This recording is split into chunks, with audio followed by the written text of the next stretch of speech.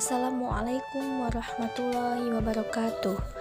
Kami mahasiswi dari Universitas Islam Negeri Raden Intan Lampung, Prodi Pendidikan Biologi semester 3. Kami di sini akan menjelaskan tentang mata kuliah biologi sel dengan dosen pengampu Ibu Anissa Oktinasari Pratama MPD. Kami akan membahas mengenai materi retikulum endoplasma dan ribosom.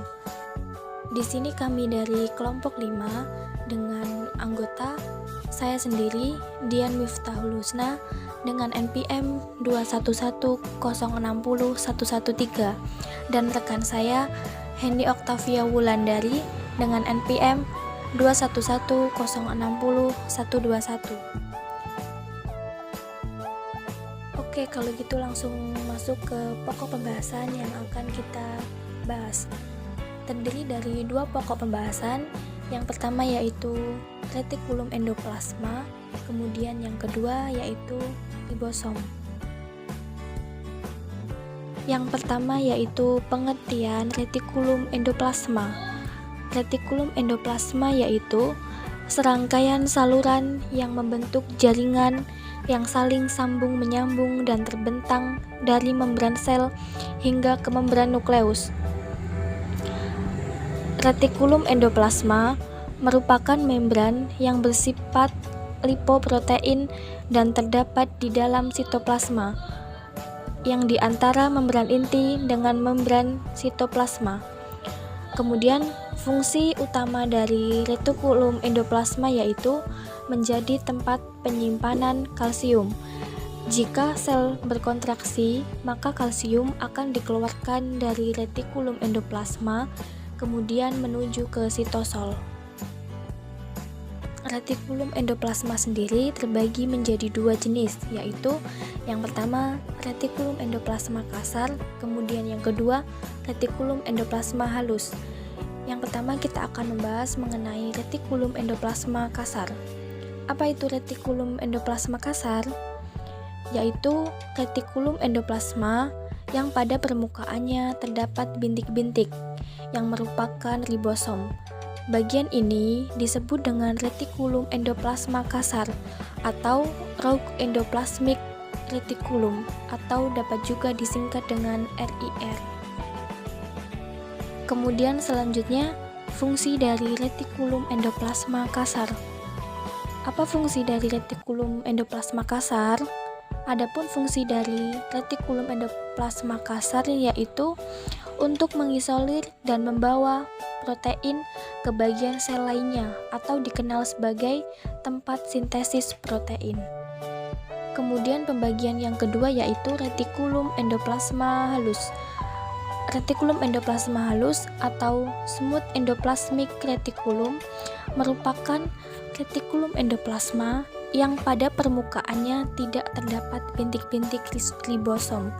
Jadi dia itu kebalikan dari yang pertama tadi, yaitu kan yang pertama tadi retikulum endoplasma kasar, dia itu yang pada permukaannya terdapat bintik-bintik, tetapi pada retikulum endoplasma halus dia pada permukaannya tidak terdapat bintik-bintik. Jadi yang membedakan yaitu bintik-bintik yang terdapat di permukaannya.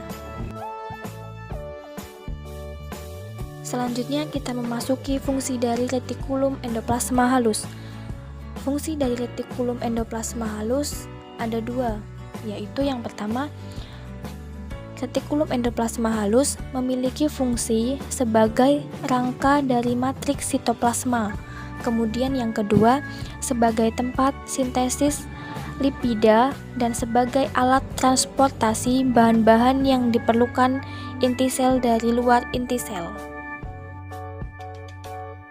Materi selanjutnya yaitu ribosom. Pengertian ribosom. Ribosom berasal dari kata rib yang berasal dari asam ribonukleat dan menambahkan kata soma yang berarti tubuh. Adapun definisi lain dari ribosom adalah organel yang terdiri dari protein ribos atau riboprotein dan asam nukleat ribonukleoprotein. Ribosom merupakan organel yang berada di dalam sel dan tersusun dari protein riboprotein dan asam ribonukleat atau ribonukleoprotein. Ukuran ribosom ini sangat kecil dengan garis tengah sekitar 17-20 mikron yang terletak di dalam sitoplasma. Ribosom hanya dapat dilihat apabila kita menggunakan mikroskop elektron. Ribosom hampir terdapat pada semua sel makhluk hidup.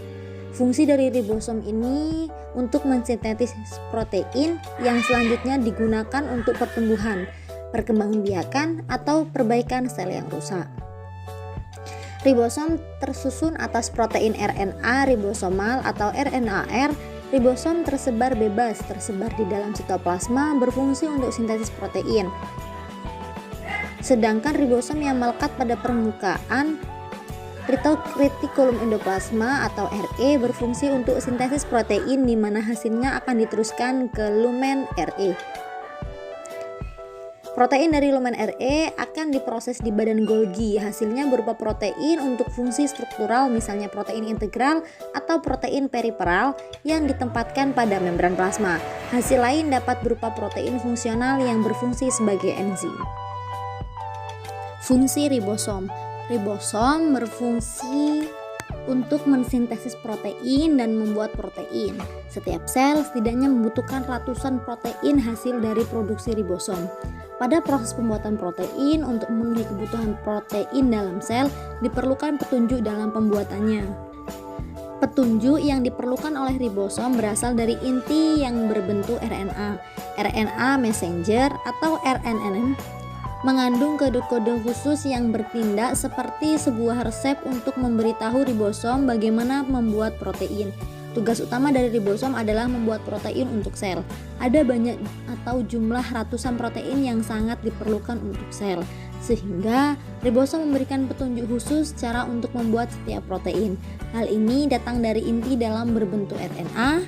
Messenger RNA memberi pesan khusus dalam bentuk kode-kode tertentu, bertujuan agar ribosom dapat tahu bagaimana bentuk protein. Baik, saya ambil alih. Karena tadi saya mengawali, maka saya juga yang akan mengakhiri penyajian materi dari kelompok kami, yaitu kelompok 5. Sebelumnya kami mohon maaf apabila selama kami menyampaikan materi terdapat kesalahan kata maupun kesalahan dalam penyajian materi. Harapannya semoga yang kami sampaikan, yang kami sajikan dapat bermanfaat dan juga dapat dijadikan sebagai referensi belajar bagi para pendengarnya. Saya akhiri, wassalamualaikum warahmatullahi wabarakatuh.